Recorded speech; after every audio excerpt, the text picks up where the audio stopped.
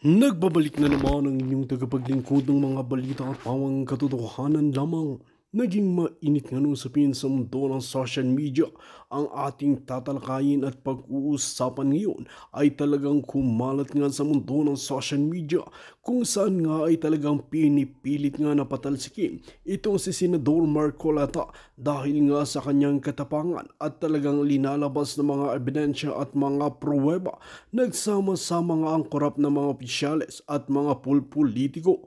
Ngayon nga ay talagang hindi nga pinalagpas ni Senador Marcoleta itong si Cabral at si Tito Soto. Dito nga natin makikita na nag-message nga itong si Cabral kay Tito Soto ng 500 million.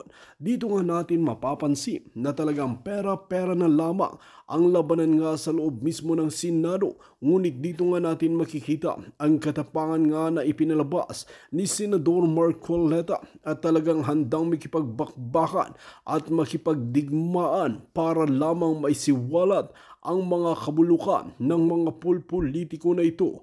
Kung kayo ba ang tatanungin mga kaibigan, susuportahan ba ninyo itong si Senador Marcoleta sa kanyang hangarin? Just comment below sa ating comment section at ating pag-uusapan sa susunod na video. Panoorin nga natin ang buong video. At kung bago ka naman sa aking channel, huwag kalimutan i-click ang subscribe button at notification bell para lagi kang updated sa ating mga bagong video. At para sa sulit viewers natin dyan, maraming salamat sa walang sawang pagsuporta. Banggit sila ng pangalan. Dahil ito pong nagbabanggit ng pangalan ngayon ay galing lang sa amin kahapon at napatunayan ngayon na bilyon-bilyon ang ginagasta at magdadamay siya. At meron pong nag-text sa akin sa magitan ng emissary ng abogado ng Diskaya, Mr. President.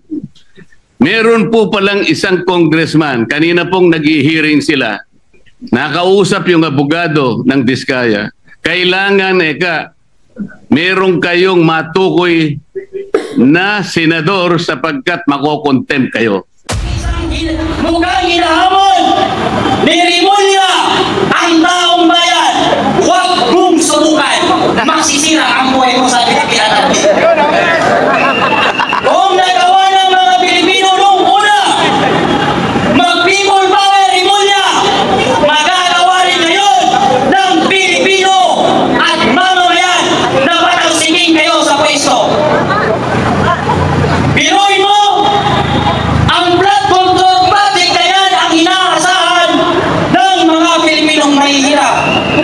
Yan lamang ang inaasahan ng mga Pilipino para sila ay hindi malunod sa baha. Ninakaupa ng mga politikong walang siya. Ang kakapal ng pagmumukha nyo. Ang taong bayan walang tiwala sa House of Representatives. Bakit? Sila ang nag-iimbestiga sa kapwa nila buhaya. Alright, Reaction TVPS nagbabalik. Reaction. Napakaganda po naman pag-uusapan natin yung mga reaction sa buhatan ni Yusek Cabral at saka ni Wambol University Scholar na si Tito Soto. Totoo kaya ito? Sa buhatan sa insertion? Sa buhatan sa insertion? Mga kareaksyon, si Tito Soto, sa buhatan di umano sa insertion, totoo kaya ito? Tanong lang, totoo kaya ito? Nakalkal po yan ni Senator Marcoleta. Pakinggan po ninyo ito. Napaka-importante nito. Dito pa lang alam ko na ang kapupuntaan ni SP Tito Soto Scholar. Dito pa lang, naku, unang hataw pa lang ni Senator Marcoleta ay binulgar na niya. Ang tanong, si Cabral ng DPWH masyadong komportable kay Tito Soto. Meron na bang mga naunang dealings si Tito Soto kay Cabral? Meron na ba? Kaya si Tito Soto talagang gigil na gigil din? Na mapatalsik si Marcoleta? Nagmamalinis itong si Tito Soto. Pero dito mga kareaksyon, malalaman natin, maririnig natin na para bagang si Cabral at si Tito Soto ay merong understanding, mutual understanding. Ito mga kareaksyon. Ayaw nyo maniwala, pakinggan nyo ito. Mr. President, kanina pong pag-umpisang mag-present ang ating Senate President Pro Tempore, ay laking pasalamat ko sapagkat nakita ko yung resulta ng kanyang personal na pag-iimbestiga. Doon po sa kauna-unahang slide, Mr. President, nakita ko po yung isang text message na galing po yata kay Yusek Catalina Cabral. Hindi ko po masyadong maintindihan. Pwede po bang pakikwento po ninyo, Mr. President, ano po ba yung pinanggalingan noon? Ang pinanggalingan po, nag-congratulate siya sa ating nakaupong Senate President. Ito na po mga kareaksyon. Pakinggan ninyo ito ng masinsinan. Pakinggan nyo ito na maayos. Dito makikita natin, parang napaka-komportable ni Cabral na mag-offer ng 500 million kay Tito Soto. Kasi kung hindi ka komportable dyan at natatakot ka na mag-offer ng 500 insertion, ay siyempre, hindi ako mag-offer dito, baka may investigasyon. May investigasyon, baka masabi, di ba? Dito si Cabral nag-offer ng 500 million kay Tito Soto. Ito. But this message was sent through the staff of our Senate President, Mr. President. Ang sinasabi doon, congratulations po, no? That was after July 1. After July proclamation 1st. Or after oath taking, Mr. President. After the oath taking, if I distinctly remember. After the oath taking ni Tito Soto, may offer ka agad ng 500 million. Nako, mga kareaksyon, panoorin nyo itong video na ito at mga kareaksyon, i-share ninyo. At kung hindi ka pa nakakapag-subscribe, mag-subscribe ka na. Marami tayong pag-uusapan sa channel na ito na sigurado akong magugustuhan ninyo mga kareaksyon. At dito mga kareaksyon, pagkaswer pa lang ni Tito Soto mga kareaksyon, may nag-offer na ng 500 million. Mantakin mo yan. Kung hindi kalakaran yan, kay Tito Soto, wala mag-o-offer. Pero siyempre, tatanggihan ni Tito Soto yan. Kasi may nangyayaring investigasyon. Baka isipin ni Tito Soto, isang patibong ito. Mapapatibong ako dito. Kasi may investigasyon. Hindi tayo pwedeng tumanggap ng ganyan ngayon, di ba? Ito mga kareaksyon, panoorin po natin. Pakinggan ninyo, Pakinggan ninyo na maayos ito, Hindi ko ulitin to. So, dahil siguradong panalo na po tayo, kayo rin po, dahil nag-oath taking na tayo, nag-message si kagad yung Undersecretary Cabral sa kanyang staff at sinasabi, congratulations, baka merong ako andyan po sa text message, sa Viber message, na sinasabi para ma-align do sa mga priorities at para maiwasan yung redundancy, siya nang gagawa ng paraan. Ang sabay ang sinabi na para maihabol o maisama na sa NEP. So nag-iimbita siya na magsumite kayo, parang sinasabi 500 million pesos yata, ibig sabihin ng 500 yan kasi hindi naman malinaw, pero ang sinabi po kayo 500 for now, ibig sabihin for now, sige magpasok kayo mga 500 million pesos worth of projects na sa inyo manggagaling. So ito po yung sinasabi natin na isang kamalian ng budgeting or budget process. Uli! Kasi mga kareaksyon, ganito po yan May nangyayaring investigasyon dyan sa Senado. May nangyayaring investigasyon dyan sa Kongreso. At itong Cabral na to, mga kareaksyon, puputulin muna natin dyan Huwag niyong kakalimutan yun nag-offer si Cabral. Pakinggan po natin itong sinabi ni Marcoleta dito during investigation. Kasi si Cabral mga kareaksyon ay naiipit na rin. Naiipit na rin dito sa investigasyon na to dahil papunta kay Cabral at papunta kay Bonoan na silang dalawa ang maiipit. Dahil bakit?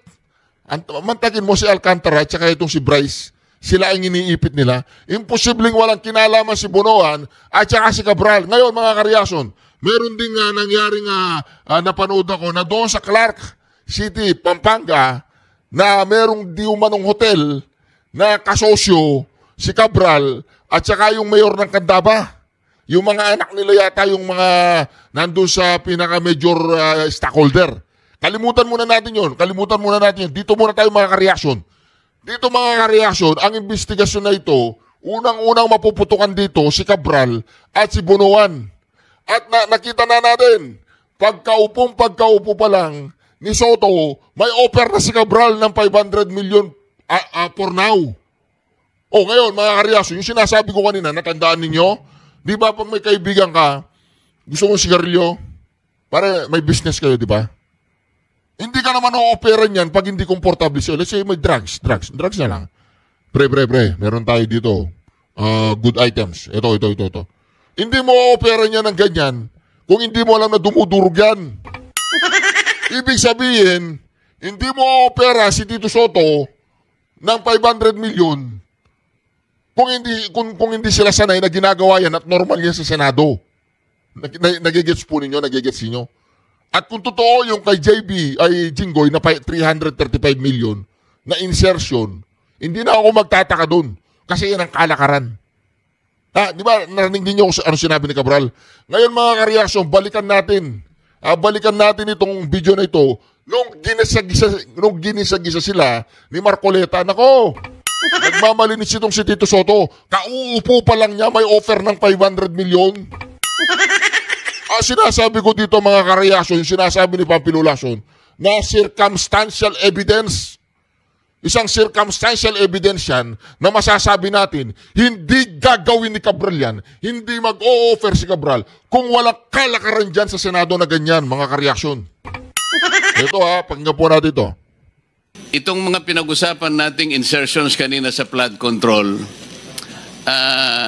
kanino mapupunta yon? Alam mo ba kung kaninong probinsya at district mapupunta yon? Ma-determine po kung saan po mapupunta yung mga nasa gaha. You will be able to do that. You will be able to determine that. Pakinggan po ninyo, si Cabral ito, tinatanong ni Marcoleta kung saan mapupunta yung mga insertion. Ang usapan po dito, insertion. Yung gagawin ni Cabral kay SP Tito Soto na inopera siya ng 500 million for now, ay kalakaran yan. Pag nagkakaroon ng budget. Pero dahil, mga kareaksyon, merong nangyayaring investigasyon, tinanggihan yan ni Tito Soto. At ibinulgar niya si Cabral. Bakit? Kasi alam nila ang investigasyon ng Blue Ribbon Committee ay papunta kay Cabral at kay Bunuan. At si Bunuan at si Cabral, sila ang makakapagsabi na silang dalawang makapangyarihan kung sinong tratadong congressman, senador, ang kanilang binigyan ng insertion. At doon sa insertion na yun nagsisimula, ang tinatawag nating korupsyon. Dahil pag kinuha ng DPWH yan, di umano, sinabi ni Diskaya, 10 to 30% mapupunta sa senador o sa congressman sa particular na insertion na ibinigay sa kanila during budget deliberation and hearing. At dito mga kareaksyon, pakinggan po ninyo mga kareaksyon, importante ito, na itong si Tito Soto na nagmamalinis, hindi o-opera niya ni Cabral kung hindi alam ni Cabral na kalakaran niyan. O ngayon, tinanggihan ni Tito Soto. Bakit tinanggihan? Alam nga naman, si Raulo ba si Tito Soto na nagkakaroon ng investigasyon dyan sa may Blue Ribbon, tsaka sa Congress, tatanggapin niya ngayon? Hindi niya tatanggapin yan. Iisipin ni Tito Soto, baka patibong ito. Diba? Pero hindi si Raulo si Cabral na o-opera niya yung Senate President ng 500 million na ganun-ganun na lang kung hindi niya alam na sila ay may kalakaran ganyan pagdating sa insertion. Nagigets po ninyo mga kareaksyon, nakukuha ninyo. O ngayon mga kareaksyon, pakinggan ninyo ito pakinggan ninyo ito. Si Marcoleta matalino talaga. Diba? Nung nakita ni Marcoleta yun na may offer na nag-offer na si Cabral sa bagong Senate President, nag-guess po ninyo, nag-offer na si Cabral, kauupong Senate President na 500 million. How much more kung walang investigasyon kung ano mangyayari dyan? Tatanggihan kaya ni Tito Soto yan? Tatanggihan kaya niya yan? Tanong lang po mga kareaksyon, i-comment nyo sa comment section, tatanggihan kaya ni Tito Soto yan kung walang investigasyon sa flood control? Tanong lang po yan. Kaya dito mga kareaksyon, komportable itong si Cabral na mayroon ng investigasyon sa Blue Ribbon, mayroon ng moro-moro investigasyon doon sa House of the Crocs, mga ka-reaction. Siyempre, kung matalino ka, hindi mo operan si Tito Soto, kaupo pa lang yan. Bakit mo inoperan? Bakit komportable ka na operan ng isang Senate President? Yan ba ay normal na kalakaran pag mayroong insertion? Pag mayroong budget deliberation? Normal ba yan? Normal. Kasi nga, inoperan. Di ba? O, pag napunan to. Itong mga pinag-usapan nating insertions kanina sa flood control, kanino mapupunta yon? Alam mo ba kung kaninong probinsya at district mapupunta yon? Ma-determine po kung saan po mapupunta yung mga nasa You will be able to do that. You will be able to determine that. Kung saan pong engineering district. Yes, and you will be able to submit to the committee kung kanino napupunta yung mga insertions. Kanina po, binanggit na namin doon sa questioning kay DBM Secretary, 69 billion 2022, 126 billion 2023, 178 billion 2024, 137 billion 2025. So yan po sana maibigay nyo sa amin, aling district, anong probinsya ang kinapuntahan nun. Yun ang aming gusto mangyari. Si former Secretary Bonoan, palagi niyang sinasabi that there should be a proportionate allocation of projects in the NEP. Pwede kang mag-cite ng isang example lang na nangyari yung talagang proportionate allocation ng mga projects sa NEP. Can you cite an example? Ayun pong sa National Expenditure Program, meron pong pinagawa si Secretary Bonoan na parang allocable formula. Yun po, meron naman pong basis. Tinatanong ko yung actual na pangyayari na na-exercise ninyo yung proportionate allocation ng project. Kasi tingnan mo, Bulacan First District Engineering Office, ang inallocate ninyo 6 billion 80 million pesos. Bulacan Second District Engineering Office, 3.1 billion pesos. Third Bulacan District Engineering Office, 1.3 billion. Sa ibang mga distrito ba, ganito ang naibibigay ninyo? Halimbawa sa Tarlac, First District ng Tarlac, kung ano yung First District Engineering, hindi ko alam yung termino nyo. Ganito ba yung allocation? Napapanatilin yung proportionate? Your Honor, to be accurate about my answer, may I be allowed to check the records in the office? Because you will be given that opportunity. Yes, kasi nga, isasubmit mo sa amin. Yes po, Your. Pero sa ngayon, tinitingnan ko lang, kasi ito insertions na to eh. Because I will be asking you, yes, Your Honor, kung alam mo na kung sino-sinong mga tao ang lumapit na sa'yo, kasi nung maging gaan na ito, natural lang, napupunta sa'yo yung mga proponents, kung sino-sino man yan, para masiguro nila na madadownload sa kanilang lugar itong amounts na na-insert. Tama ba? pagdating sa GAA, dinadownload naman po talaga automatic. Hindi na po kailangang mag-request kung sino man. Basta automatic po na dinadownload sa implementing office, Your Honor. Kung saan po nakalagay yung proyekto na nasa General Appropriations. So halimbawa, yung mga party list kasi, party list representatives, alam mo, kapag naging party list kasi ako, matagal na panahon eh.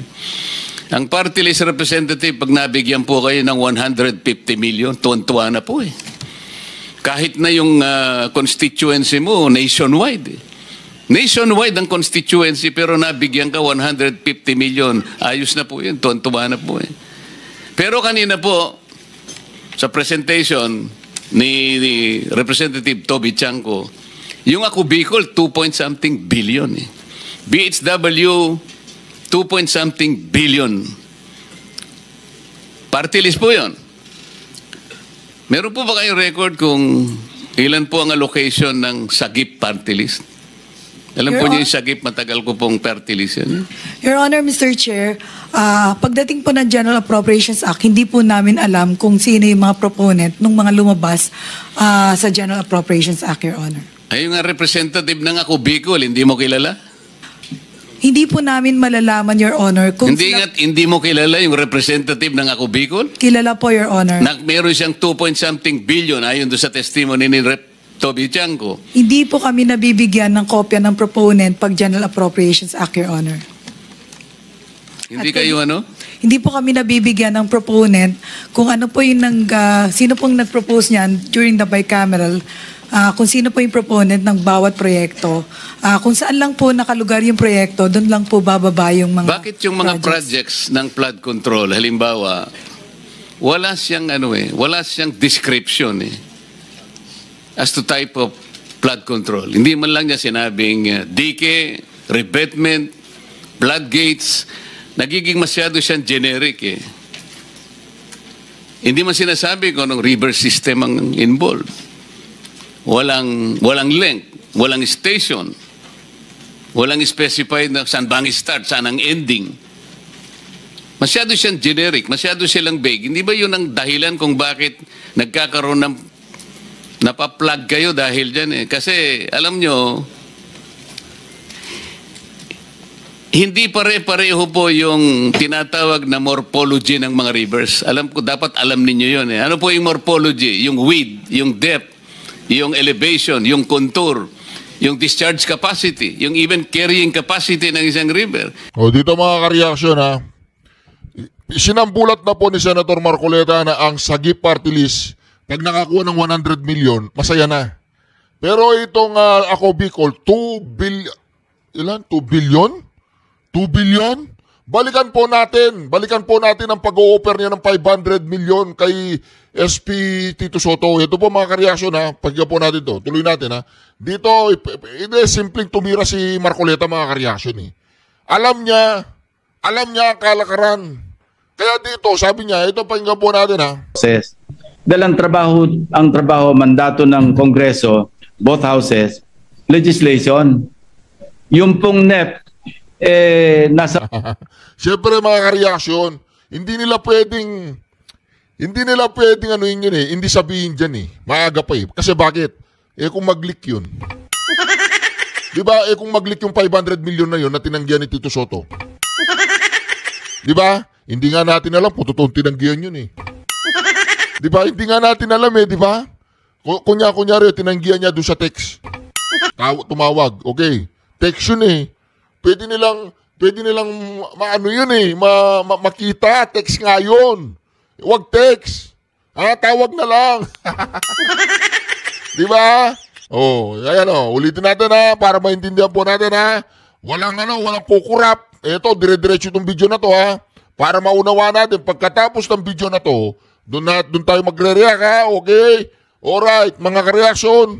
Alright, yung aking mga lola dyan, mga lolo, mga tito, mga tita, mga Gen Z, I love you all. I love you. Kung hindi ka pa nakakapag-subscribe, mag-subscribe ka na.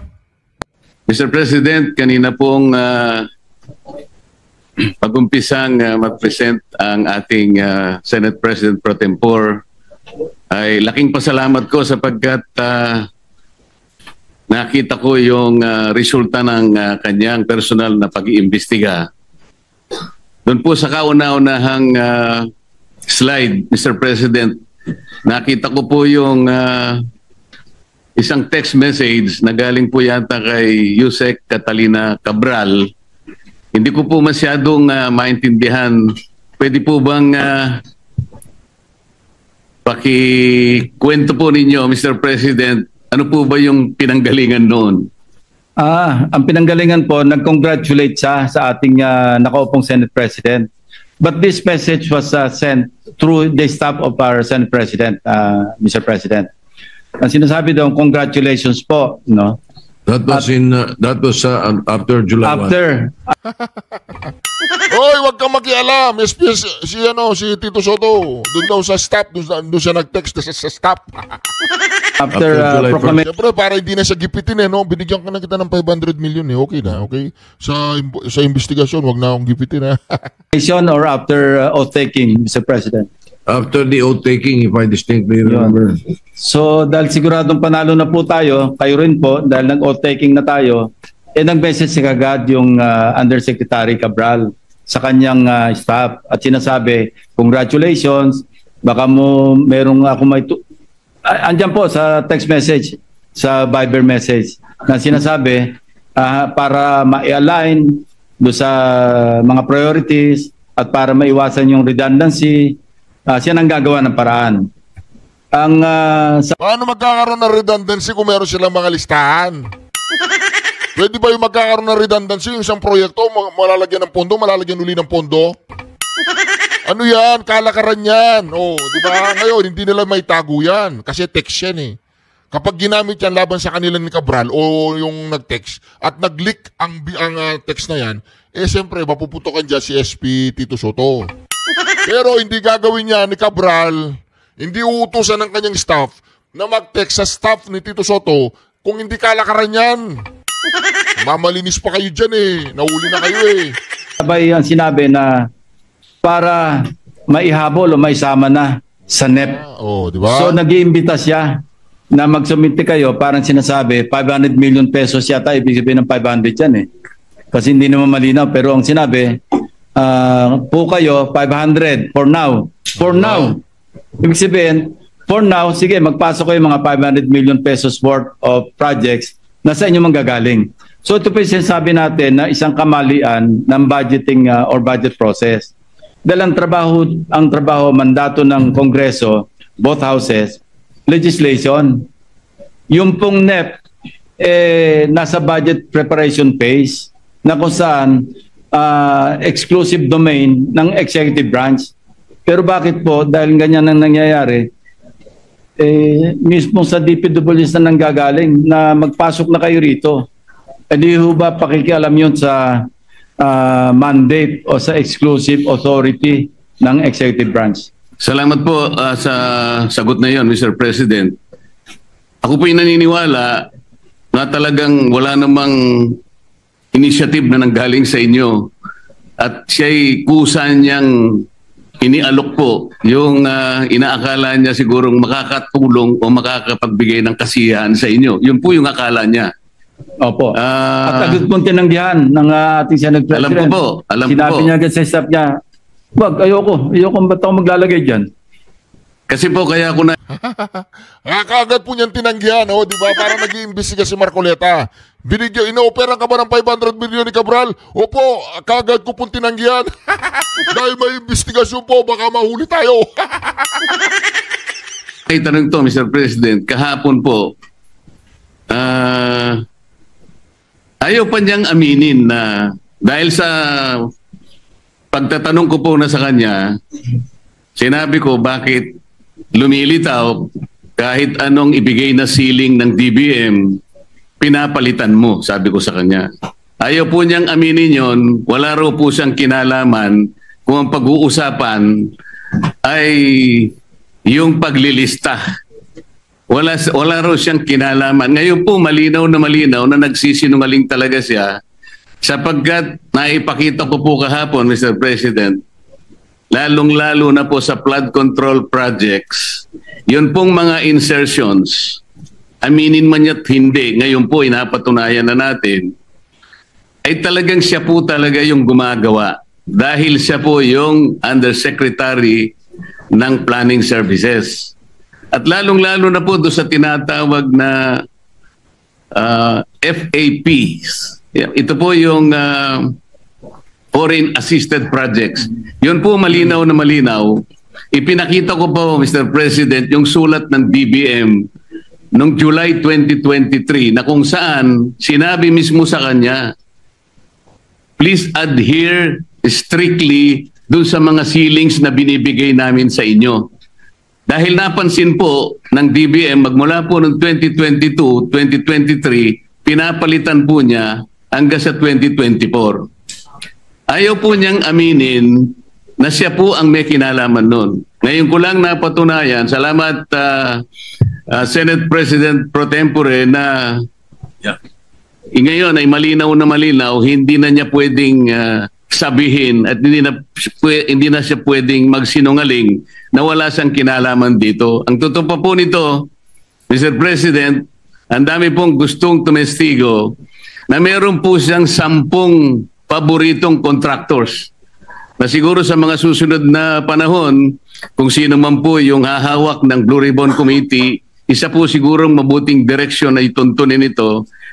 At marami rin pong palagian na pumupunta sa kanyang opisina na mga politiko. Gusto ko pong pasalamatan ng ating Senate President Pro Tempore sapagkat mukhang yun pong mga kawani o mga opisyalis ng DPWH na matutuntun na natin at alam ko po na talagang tatagos ito hanggang sa former secretary ng Department of Public Works. Kasi kahapon po, gusto niya nang sabihin na lahat ng daw po ng nangyayari sa kanyang opisina ay meron namang basbas ng secretary ng Department of Public Works. Ngunit ang gusto ko pong tuntunin, Mr. President, kung nakita na po natin unti-unti at saan papunta at sinong may kasalanan sa Department of Public Works at nailitaw na rin po sa pagsusuri at sa personal na pag-iimbestiga ng ating colleague, ang mga contractors na talagang, kung pagsasamahin po natin mga contractors na ito at saka yung mga opisyalis na nabubunyag ngayon, siguro po yung salitang walang o halang ang kaluluwa ay is an understatement. Ang gusto ko pong malaman ngayon, bakit po kaya sila ganun kalakas ang loob? Bakit parang hindi na po milyon Bilyon-bilyon na po ang naipatatalo at hindi naman po nila pera yon. Pera po ng taong bayan. Mr. President, ganun po ba kaya kalakas ang loob nila na sila-sila lang, mga contractors at saka yung mga opisyalis na yon? Wala po kayang mga politiko sa loob, sa likod nila? Sana po matukoy yung tunay na mga proponents para po yung walang kasalanan ay hindi po nadadamay. Mahirap po na magbanggit sila ng pangalan dahil ito pong nagbabanggit ng pangalan ngayon ay galing lang sa amin kahapon at napatunayan ngayon na bilyon-bilyon ang ginagasta at magdadamay siya. At meron pong nag-text sa akin sa magitan ng emissary ng abogado ng Diskaya, Mr. President, meron po palang isang congressman, kanina pong nag-hearing sila, nakausap yung abogado ng Diskaya, kailangan meron kayong matukoy na senador sapagkat makokontempt kayo. Nasa akin po yung text message, Mr. President. Sa mga tweet, gusto lang nilang magpangalan.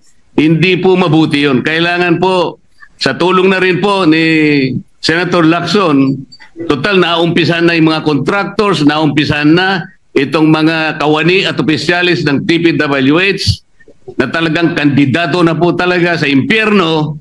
Matukoy po talaga kung sino-sino po yung palaging kausap ni Yusek Cabral na sila po yung sindikato dito. Para po yung walang kasalanan ay huwag pong madamay. Maraming salamat po, Mr. President. Salamat po, Your Honor. Napaka po no, mga kareaksyon, ha? Napakatindi po nung sinabi niya. Sino-sino yung lagi niyang kausap ng mga sindikato na. Yun na po sinasabi ko kanina pa sa inyo.